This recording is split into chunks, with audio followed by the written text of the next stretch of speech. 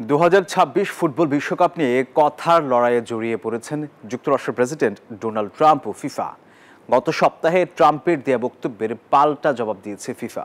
বলেছে বিশ্বকাপের ভেন্যু কোথায় থাকবে বা না থাকবে সেটা নির্ধারণ করার কোনো এখতিয়ার নেই যুক্তরাষ্ট্রের প্রেসিডেন্টের।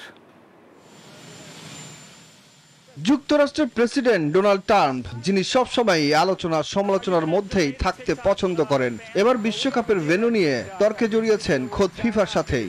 গত সপ্তাহে হোয়াইট হাউসে দেয়া এক বক্তব্যে বলেছিলেন, কোনো ভেন্যু অনিরাপদ মনে হলে তা পরিবর্তন করা যেতে পারে। তার পাল্টা জবাব দিয়েছে ফিফার সহসভাপতি মন্টাগ্লিয়ানি। যুক্তরাষ্ট্রের এক নম্বর জিম চেইন গোল্ড জিম এখন আবারও বাংলাদেশে। বসুন্ধরা আবাসিক এলাকা ও বসুন্ধরা সিটি শপিং মলে। লন্ডনে এক ব্যবসায়িক সম্মেলনে ফিফার সহসভাপতি বলেন, বিশ্বকাপের ভেন্যু পরিবর্তনের দায়িত্ব নিতে হবে না যুক্তরাষ্ট্রের প্রেসিডেন্টের। আমরা 16টি ভেন্যুতেই মনোযোগী। এটা ফিফার টুর্নামেন্ট, সিদ্ধান্ত নেয়ার এখতিয়ারও ফিফার। বিশ্ব নেতাদের প্রতি যথাযথ সম্মান রেখেই বলছি, ফুটবল তাদের ঊর্ধ্বে।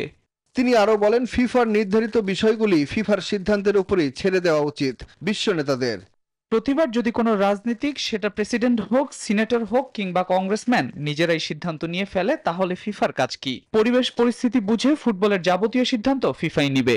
এর আগে গত সপ্তাহে জাতিসংঘের 8 জন বিশেষজ্ঞ ইসরায়েলকে আন্তর্জাতিক ফুটবল থেকে নিষিদ্ধ করার আহ্বান জানান ফিফা ও উয়েফার কাছে। এ বিষয়ে ফিফার সহসভাপতি বলেন, সিদ্ধান্ত নেয়ার এখতিয়ার উয়েফার, ফিফার নয়।